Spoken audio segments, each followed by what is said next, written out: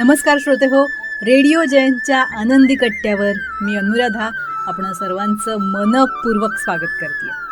श्रोते हो, आजच्या आनंदी कट्ट्यावरून नुकतीच एका व्यक्तीनं व्हॉट्सअपवर लिहिलेली पोस्ट वाचनात आली. आजच्या आनंदी कट्ट्यावरून तीच तुमच्याशी शेअर करते. या पोस्टच्या खाली लेखकाचं नाव लिहिलेलं नाही आहे, नाहीतर नक्कीच त्या नावासकट तुमच्यापर्यंत पोहोचवायला जास्त आनंद वाटला असता. असो, त्यातला विचार खूप सुंदर आहे म्हणून ही पोस्ट आज तुमच्यापर्यंत पोचवते. माझ्या आईला मला घरचं लोणचं पाठवायचं होतं, पण मी तिला नको म्हटलं. तेव्हा मी 27 वर्षांचा होतो. न्यूयॉर्कमध्ये वॉल स्ट्रीटवर काम करत होतो. मला वाटलं 7 समुद्रा पार करून लोणचं इथं मागवण्याची काय गरज आहे. इथं विकत मिळणाऱ्या लोणच्यापेक्षा त्याच्या कुरिअरचाच खर्च जास्त होईल. 3 वर्षानंतर मी एका मानसशास्त्रज्ञाचा या विषयावरचा दृष्टिकोन वाचला आणि मग मला माझ्या चुकीची जाणीव झाली. जेव्हा तुम्ही कोणाच्या मदतीची ऑफर नाकारता तेव्हा तुम्ही फक्त मदत नाकारत नसता, तर तुम्ही तुमच्या आयुष्यात त्या व्यक्तीचं काहीतरी महत्त्व आहे ही भावनाच नाकारता.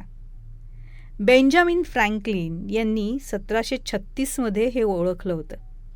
त्यांच्या विधानसभेत एक असा प्रतिस्पर्धी होता जो त्यांचा द्वेष करायचा. फ्रँकलिन यांनी त्याला स्वतःच्या बाजूनं वळवण्यासाठी कुठलीही मदत केली नाही. उलट त्यांनी त्या व्यक्तीकडे एक दुर्मिळ पुस्तक वाचायला मागितलं आणि मग त्यानं ते दिलं. आणि या प्रसंगानंतर ते एकमेकांचे आयुष्यभराचे मित्र बनले. यालाच बेंजामिन फ्रँकलिन इफेक्ट म्हणतात.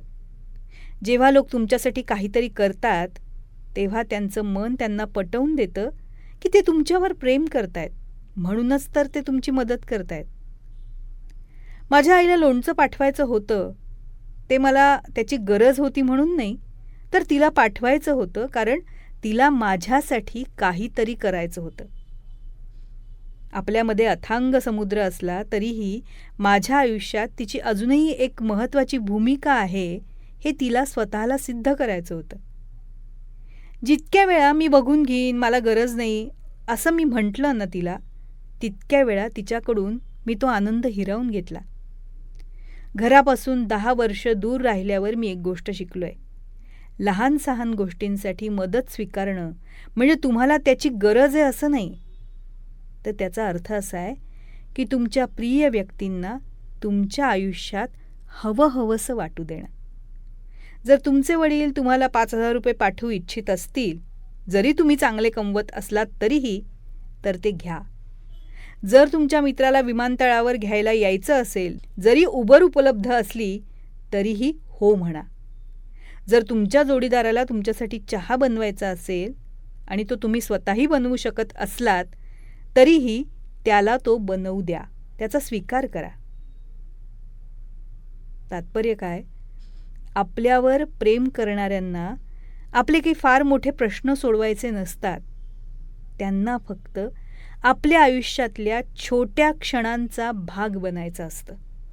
तेव्हा त्यांना ते बनू द्यायला हवं आणि त्याचा आनंद त्यांना घेऊ द्यायला हवा. कारण ज्यावेळी ते ह्या क्षणांचा आनंद घेतील तेव्हा ते क्षण आपल्यासाठी सुद्धा आनंददायीच ठरतील हे नक्की.